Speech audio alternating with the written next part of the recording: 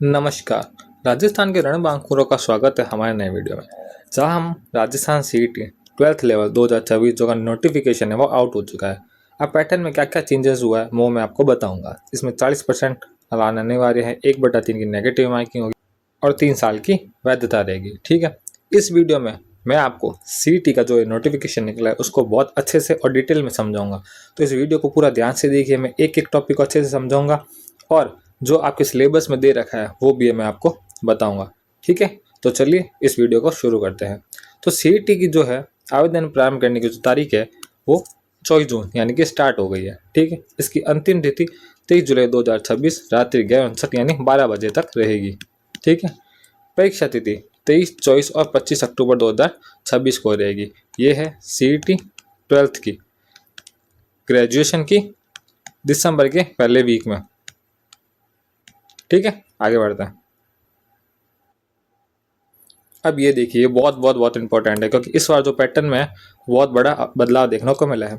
तो हम पहले देखते हैं कि इसमें क्या क्या चीज़ें सब्जेक्ट है हमारे। इसमें राजस्थान का इतिहास, राजस्थान की कला संस्कृति, भारत का भूगोल, राजस्थान का भूगोल, राजस्थान के विशेष संदर्भ में भारतीय राजनीतिक व्यवस्था, राजस्थान की अर्थव्यवस्था, दैनिक विज्ञान, तार्किक विवेचना यानी रीजनिंग, गणित, समयायी घटना यानी करंट अफेयर्स, जन स्वास्थ्य, ये टॉपिक न्यू ऐड हुआ है, कंप्यूटर की जानकारी और सामान्य हिंदी और अंग्रेजी। ठीक है, 120 प्रश्न होंगे, कुल 240 अंक होंगे और 2.5 घंटे का समय होगा।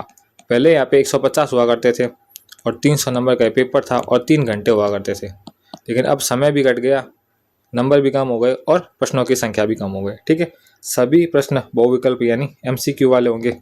ठीक है, अंक सबके समान होंगे।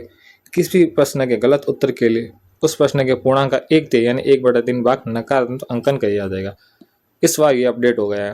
पहले सीईटी में नेगेटिव मार्किंग नहीं होती थी लेकिन अब होती है। ठीक है, आगे बढ़ते हैं। अब इसमें देखते हैं कि पात्रता, फीस और उम्र क्या है। तो पात्रता, इसके लिए आप सीनियर सेकेंडरी में 12th पास होने चाहिए, मतलब सीनियर सेकेंडरी 12th पास होनी चाहिए। उम्र की बात करें तो इस भर्ती में उम्र आपकी 18 साल कम से कम होनी चाहिए। आयु की गणना 1 जनवरी 2027 तक है। ठीक है, अब मैं फीस की बात करता हूँ। जो पहली बार OTR करेंगे उनके लिए, जिन्होंने कर रखा है उनके लिए तो फॉर्म फ्री है, लेकिन जो पहली बार सीईटी देंगे उनके लिए OTR की फीस क्या रहेगी। तो सामान्य, ओबीसी क्रीमी लेयर, ईबीसी, अन्य राज्य जो के राज्य वाले यहाँ पे अप्लाई करेंगे तो उनके लिए 22 स्तर की फीस 600, ग्रेजुएशन की भी 600। ओबीसी, ईबीसी, ईडब्ल्यूएस या परिवार या 2.5 लाख से कम है यानी ईबीसी ईडब्ल्यूएस हो गया, उनके लिए 400 रुपये 22 स्तर के लिए और स्नातक स्तर के लिए 400 रुपये। SC ST PWD कैंडिडेट के लिए 400 रुपये 22 स्तर के लिए और स्नातक स्तर यानी ग्रेजुएशन के लिए सेम रहेगी। यानी 12वीं और स्नातक की फीसें सेम रहेंगी, बस वो डिपेंड करता है कि आपकी कैटेगरी कौन सी है। ठीक है, आगे बढ़ते हैं। अब ये देखिए, ये इंपॉर्टेंट है, मैं आपको बता देता हूँ कि आपको एग्जाम में कितने क्वेश्चन सही करने हैं। तो क्वालिफाइंग मार्क्स जनरल, ओबीसी और ईडब्ल्यूएस 40% लाने हैं, यानी 120 क्वेश्चन होंगे, उसमें से 48 प्रश्न आपको करेक्ट सही करने हैं। ठीक है, SC ST BH कैंडिडेट 35% यानी 120 में से 42 प्रश्न आपको सही करना है और आपकी सीटी क्लियर हो जाएगी। ठीक है, ये वाला बहुत इंपॉर्टेंट है क्योंकि मैंने देखा है पिछले एग्जाम जो भी हुए हैं उनमें जो बच्चे हैं वो 5वां विकल्प जो कि ई वाला वो नहीं भर के आते हैं, जिस कारण उन्हें अपात्र घोषित कर दिया जाता है। कम से कम 10-15 हज़ार बच्चे इस कारण बाहर हो जाते हैं कि उन्होंने ई वाला ऑप्शन नहीं भरा था। तो हम इसको अच्छे से समझते हैं। हर प्रश्न के आगे 5 विकल्प ABCD होंगे। अगर आप कोई प्रश्न हल नहीं करते हैं तो विकल्प ई को गहरा काला नीला करना अनिवार्य है। यदि आप 5 में से कोई भी गोला नहीं भरते हैं तो उस प्रश्न का 1/3 अंक काटा जाएगा। यदि किसी अभ्यर्थी ने 10% से अधिक प्रश्नों में 5 गोलों में से कोई भी गोला नहीं भरा है तो उसे सीधे अयोग्य घोषित कर दिया जाएगा। इसके लिए परीक्षा के बाद 10 मिनट अतिरिक्त समय मिलेगा, मतलब परीक्षा जब आप कर लेते हो तो आपको 10 मिनट एक्स्ट्रा दिया जाता है, जहाँ आपको ये ई वाला ऑप्शन जो कि वो भरना होता है। ठीक है, अगर आपको कोई क्वेश्चन नहीं आ रहा है तो आप ई भर के उसको खत्म कर सकते हैं। यदि कोई विद्यार्थी अनुपस्थित होता है तो उनकी पेनल्टी लगती है, मतलब बहुत से ऐसे लोग होते हैं जो फॉर्म भर देते हैं लेकिन जाते नहीं, तो उनके लिए सरकार ने नया रूल निकाला है। यदि कोई अभ्यर्थी एक वित्तीय वर्ष 1 अप्रैल से 31 मार्च में आवेदन करने के बाद किन्हीं 2 परीक्षाओं में अनुपस्थित रहता है तो उसका OTR ब्लॉक कर दिया जाएगा। पहली बार ब्लॉक होने पर 750 रुपये और दूसरी बार ब्लॉक होने पर 1500 रुपये पेनल्टी देकर ही इसे चालू कराया जा सकता है। ठीक है, आगे बढ़ते हैं। अब ये इंपॉर्टेंट है कि आपका जो सीईटी का सिलेबस है वो भीम का आया है, मतलब बहुत सारा सिलेबस है। मैं आपको एक एक चीज़ बताऊंगा कि इतिहास की क्या है, कला संस्कृति की क्या है, ज्योग्राफी क्या है, मैथ, रीजनिंग। ठीक है, तो चलिए शुरू करते हैं। सबसे पहले राजस्थान का इतिहास। इसमें प्राचीन सभ्यताएं, प्रमुख प्राचीन सभ्यताएं सारी है आहार या बैराट, कालीबंगा वाली पुरातात्विक स्थल। प्रमुख शासक में राजस्थान के प्रमुख शासक मेवाड़ का गोहिल वंश, या आप राठौड़ वंश की बात कर सकते हो, कच्छवा वंश की बात कर सकते हो, उनके शासक, उनके ऐतिहासिक उपलब्धियाँ। ऐतिहासिक आंदोलन 1857 के तो किसान आंदोलन, जनजाति आंदोलन, प्रजामंडल आंदोलन और राजस्थान का एकीकरण। प्रमुख व्यक्तित्व की बात करें तो कला, संस्कृति और इतिहास से जुड़े प्रमुख ऐतिहासिक व्यक्तित्व। ठीक है, नेक्स्ट राजस्थान की कला और संस्कृति। स्थापत्य चित्रकला, राजस्थान के प्रमुख किले, स्मारक, कलाकृतियाँ और विभिन्न चित्रकला शैलियाँ। नेक्स्ट लोक विधाएं, लोक संगीत, पारंपरिक वाद्य यंत्र, लोक नृत्य, लोक नाट्य। नेक्स्ट धार्मिक जीवन, प्रमुख धार्मिक पंथ, संप्रदाय और राजस्थान के लोक देवता। ठीक है, आगे बढ़ते हैं।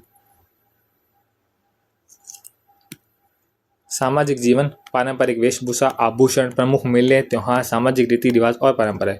भाषा और साहित्य की बात करें तो राजस्थान की भाषा, क्षेत्र बोलियां, प्रमुख साहित्य कृतियाँ और साहित्यकार। ठीक है, नेक्स्ट इंपॉर्टेंट रहेगा ये। भौतिक स्वरूप में भारत के प्रमुख भौतिक विभाग, पर्वत, पठार, मरुस्थल और मैदान। जल तंत्र में प्रमुख नदियाँ, बांध, झीलें और सागर। ठीक है, पर्यावरण में वन्य जीव और प्रमुख अभ्यारण्य। समस्या में आपदा प्रबंधन और जलवायु परिवर्तन से जुड़ी चुनौतियाँ। ठीक है, फिर राजस्थान के भूगोल की बात करें तो भौतिक विशेषताओं में राजस्थान के प्रमुख भौतिक स्वरूप और भू आकृतियों के प्रदेश। जलवायु में मृदा की बात करें तो राजस्थान की जलवायु दशाएं और प्रमुख मिट्टियों के प्रकार। नेक्स्ट वनस्पति एवं जल में प्राकृतिक वनस्पति, नदियाँ, बांध और प्रमुख झीलें। ठीक है, नेक्स्ट प्राकृतिक संसाधन में खनिज संपदा, वन संपदा और जल संसाधन। पशु वन्य जीव में पशु संपदा, वन्य जीव अभ्यारण्य और उनका संरक्षण। जनसंख्या की में जनसंख्या का वितरण, वृद्धि, घनत्व, साक्षरता दर और लिंगानुपात। ठीक है, जनजातीय पर्यटन में राजस्थान की प्रमुख जनजातियां और राज्य में पर्यटन क्षेत्र। ठीक है, नेक्स्ट 5th नंबर पॉइंट की बात करते हैं कि संविधान की नींव में भारतीय संविधान की प्रकृति, प्रस्तावना, उद्देशिका, मौलिक अधिकार और राज्य के नीति निर्देशक तत्व। केंद्रीय व्यवस्था में भारतीय राजनीतिक व्यवस्था के अंतर्गत राष्ट्रपति, प्रधानमंत्री, मंत्रिपरिषद, संसद, उच्चतम न्यायालय और निर्वाचन आयोग। राजस्थान की प्रशासनिक व्यवस्था की बात करें तो राज्यपाल, मुख्यमंत्री, राज्य विधानसभा, उच्च न्यायालय, राजस्थान लोक सेवा आयोग यानी कि आरपीएससी, राज्य निर्वाचन आयोग, राज्य सूचना आयोग, राज्य मानव अधिकार आयोग और राज्य का मुख्य सचिव। ये भारतीय राजनीतिक व्यवस्था लेकिन राजस्थान के संदर्भ में। ठीक है, नेक्स्ट स्थानीय प्रशासन, जिला प्रशासन में स्थानीय स्वशासन और पंचायती राज संस्था है। ठीक है, नेक्स्ट राजस्थान की अर्थव्यवस्था, इकोनॉमी ऑफ राजस्थान। प्रमुख क्षेत्र में राजस्थान के विकास के उद्योग, कृषि, पशुपालन और खनिज क्षेत्र की भूमिका। विशेषता आर्थिक मुद्दे, राजस्थान की अर्थव्यवस्था की मुख्य विशेषता और वर्तमान समस्या। आय और बजट में राज्य की आय और बजट की बुनियादी अवधारणा। चुनौतियों में हस्तशिल्प उद्योग, बेरोजगारी की स्थिति, सूखा और अकाल की समस्या। योजना विकास की बात करें तो राज्य में संचालित विभिन्न कल्याणकारी योजना, अधिनियम, विकास संस्थाएं, लघु उद्यम वित्तीय संस्थाएं, ग्रामीण विकास में पंचायत राज संस्थाओं की भूमिका। रोजगार मिशन में महात्मा गांधी राष्ट्रीय ग्रामीण रोजगार गारंटी अधिनियम, मनरेगा और विकसित भारत रोजगार आजीविका गारंटी मिशन, वीबीजी रामजी। ये वेरी वेरी इंपॉर्टेंट है क्योंकि अभी जितने भी एग्जाम हुए ये होता जरूर पूछी गई है। ठीक है, आगे बढ़ते हैं। अब साइंस, दैनिक विज्ञान, एवरीडे साइंस। रसायन विज्ञान की बात करें तो उसमें भौतिक और रासायनिक परिवर्तन, ऑक्सीकरण, अपचन अभिक्रियाएं, उत्प्रेरक, धातु, उपधातु, अधातु, अनेक यौगिक तथा सामान्य जीवन में प्रयुक्त कुछ महत्वपूर्ण यौगिक। ठीक है, कार्बन रसायन की बात करें तो कार्बन और कार्बन के महत्वपूर्ण यौगिक, हाइड्रोकार्बन, कार्बन के अपरूप, क्लोरोफ्लोरोकार्बन यानी कि CFC, फ्रियॉन, CNG, बहुलक, साबुन और अपमार्जक। भौतिक विज्ञान की फिजिक्स की बात करें तो प्रकाश का परावर्तन, इसके नियम, प्रकाश का वर्णन, विक्षेपण, लेंस के प्रकार, दृष्टि दोष तथा उनका निवारण। प्रौद्योगिकी यानी टेक्नोलॉजी की बात करें तो अंतरिक्ष सूचना प्रौद्योगिकी और भारत अंतरिक्ष अनुसंधान कार्यक्रम। ठीक है, नेक्स्ट अनुवांशिकी, ये इंपॉर्टेंट और ये भी इंपॉर्टेंट। अनुवांशिकी की बात करें तो अनुवांशिकी के संबंधित सामान्य शब्दावली, मेंडल के अनुवांशिकता के नियम, गुणसूत्रों की संरचना, न्यूक्लिक अम्ल, प्रोटीन संश्लेषण का केंद्रीय सिद्धांत यानी सेंट्रल डोग्मा और मनुष्य में लिंग का निर्धारण। ठीक है, नेक्स्ट पर्यावरण अध्ययन, पारिस्थितिकी तंत्र, इकोसिस्टम की संरचना, पारिस्थितिकी तंत्र के जैविक घटक, पारिस्थितिकी तंत्र में ऊर्जा प्रवाह और जैव भू रासायनिक चक्र यानी जियोकेमिकल साइकिल। नेक्स्ट ये भी विज्ञान ही चल रहा है। जैव प्रौद्योगिकी यानी बायोटेक्नोलॉजी में सामान्य जानकारी, जैव पेटेंट, नई पादप किस्मों का विकास और ट्रांसजेनिक पादप यानी परजीवी पादप।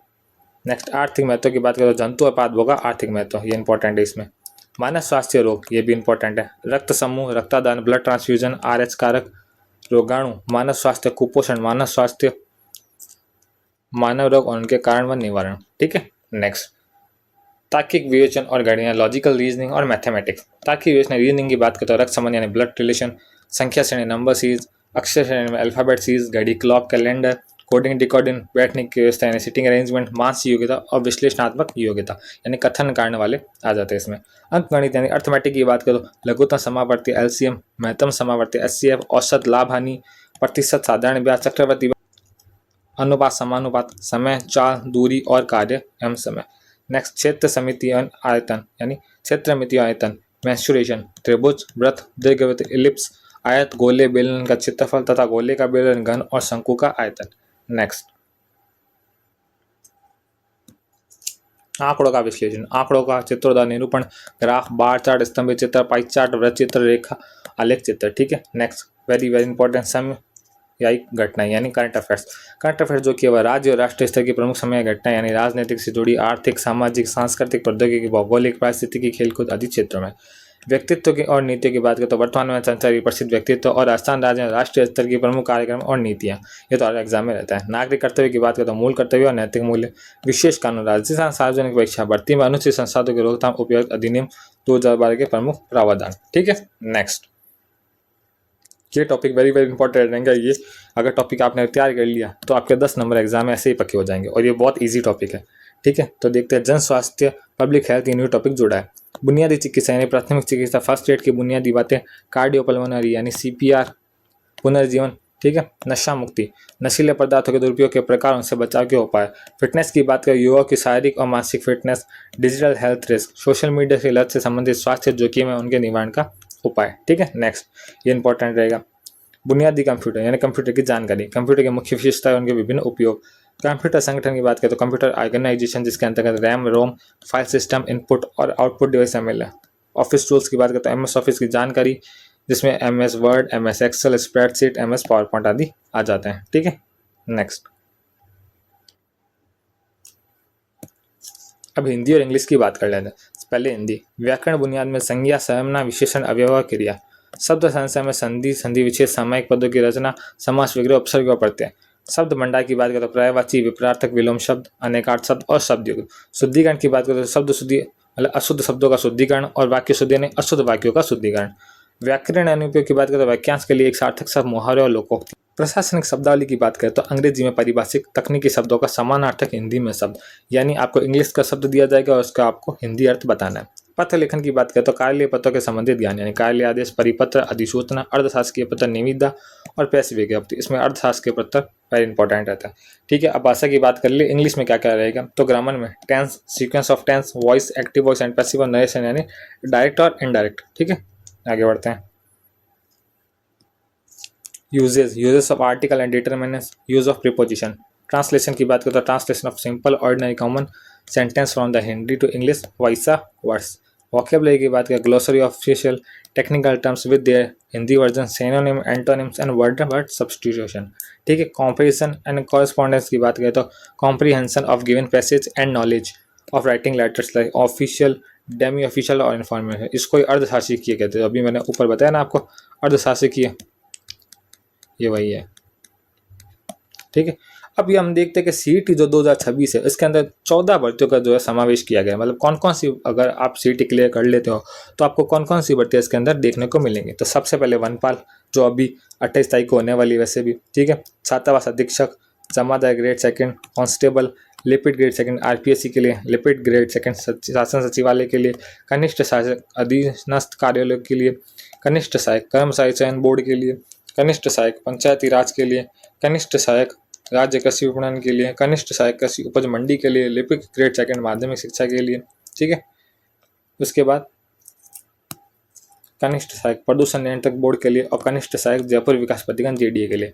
अब आपका जो फॉर्म है वो SSO के माध्यम से भरा जाएगा। SSO ID आप सबकी बनी होती है, जिन्होंने नहीं बनी वो नहीं बना के OTI करके और फीस पे करके फिर अपना फॉर्म भर सकते हैं और जिन्होंने बना रखे उनको इजीली फॉर्म वहाँ से फिल हो जाएगा। तो ये था आज हमारा वीडियो जहाँ हमने CET 2026 का जो नोटिफिकेशन है उसके बारे में डिस्कस किया। अगर इसकी PDF आपको चाहिए तो लिंक डिस्क्रिप्शन में नहीं है, तो लिंक मैंने पिन कमेंट कर रखी है, वहाँ पर क्लिक कीजिए और इस जो नोटिफिकेशन है उसके ऊपर आप इजीली पहुँच जाएंगे। मिलते हैं किसी नेक्स्ट वीडियो में, तब तक के लिए जय श्री राम, जय राजस्थान, खमा गणी।